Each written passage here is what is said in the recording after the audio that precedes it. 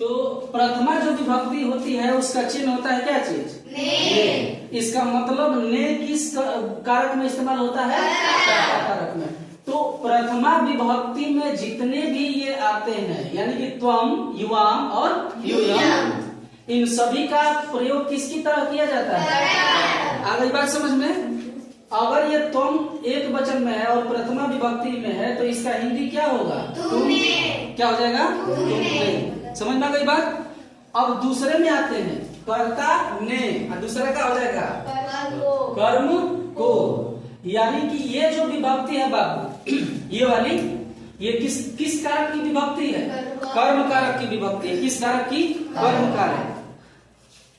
कितना लोग अभी माने कि ऐसा ना हो कि उनका कर्म कारक ना बुझाई, कारको ना बुझाई, और कमेंट दूसरा पकड़ले से कोनो फायदा बा ना।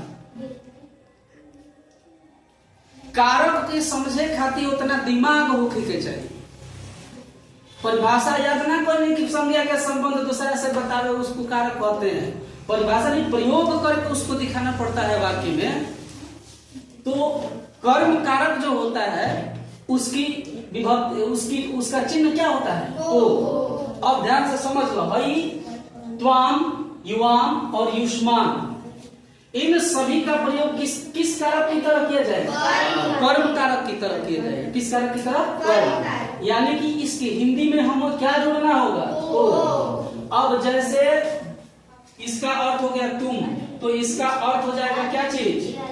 तुम को। क्या अर्थ हो जाएगा? तुम को। उसी तरह से इसका अर्थ क्या हो जाएगा? तुम लोगों को। उसी तरह से इसका अर्थ क्या हो जाएगा? तुम लोगों को। आ गई बात समझ में?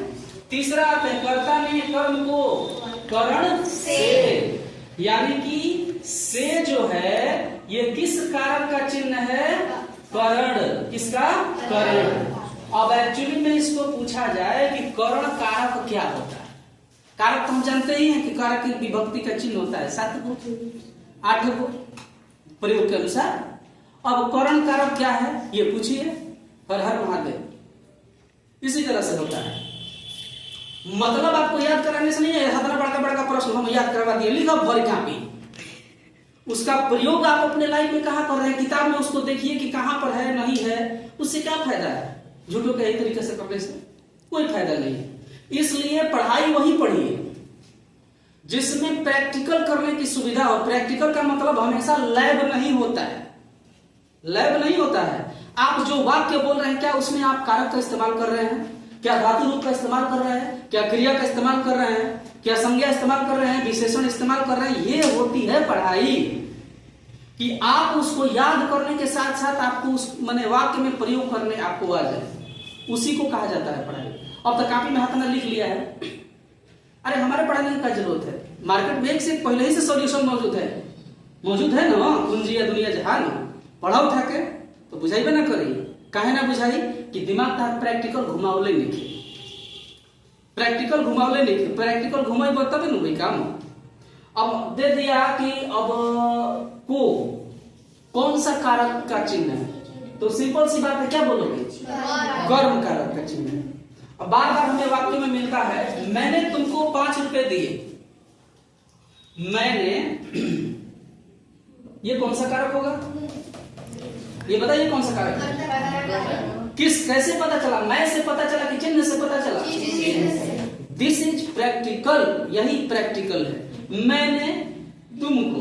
अब ये कौन सा कारक है? कैसे पता चला? चिन्ह से पता चला। ये प्रैक्टिकल है। इसी को प्रैक्टिकल कहा जाता है। तो विभक्ति चिन्हों का अनुवाद में बहुत ही ज्यादा महत्व होता है। बहुत ज्यादा महत्व होता है। बहुत ज्यादा महत्व, तनी मनी महत्व नहीं होता है, बहुत ज्यादा महत्व होता है। तो विभक्ति चिन्ह आपको याद करने ही होंगे ये सब। अच्छा, अब इसका अर्थ हो गया, पहले मान लो कि तुम, और इसमें कौन सा चिन्ह जोड़ोगे? से।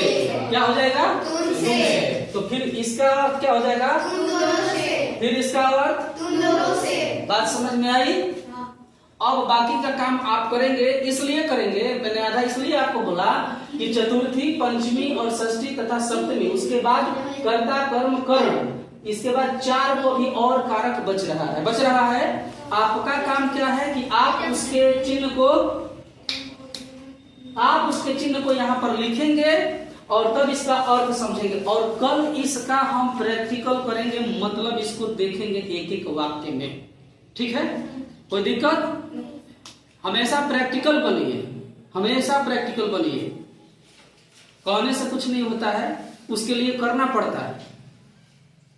तो मैं आपको बस इतना ही समझाऊंगा कि प्रैक्टिकल ही पढ़िए, कहीं पढ़िए, प्रैक्टिकल पढ़िए। अगर कोई प्रैक्टिकल नहीं पढ़ा रहा है तो सिर्फ आपको बेवकूफ बनाने के अलावा कुछ नहीं कर रहा है, वो सिर्फ बेवकूफ बनाएगा। आपको क्या पता है कि कहां पर आपको कारक पढ़ना है? आपको सिलेबस तक नहीं पता है। आपको 9th क्लास का सिलेबस तक नहीं पता है कि हमको संस्कृत में क्या पढ़ना है, हिंदी में, इंग्लिश में क्या पढ़ना है, ये नहीं पता है। ये तो मैं तय करूंगा या बोर्ड तय करता है। तो बोर्ड की दी हुई सिलेबस को आपको पूरा करने का समय कहाँ है, देखने का समय कहाँ है, कौन कौन सिलेबस। पहले सिलेबस चलता था, सिलेबस किताबें आता था। तो कुल मिलाकर के बात ऐसा है कि आप प्रैक्टिकल ही पढ़िए। प्रैक्टिकल का मतलब सदैव लैब नहीं होता कि केमिकल उसमें डाल डाल करके हम दिखा रहे हैं ऐसे ये होता है, ऐसे वो होता है, नहीं। हर भाषा का अपना, हर विषय का अपना प्रैक्टिकल है। तो हम लोग कल पुनः प्रैक्टिकल को लेकर के पुनः इसी क्लास में मिलते हैं। तब तक के लिए नमस्कार।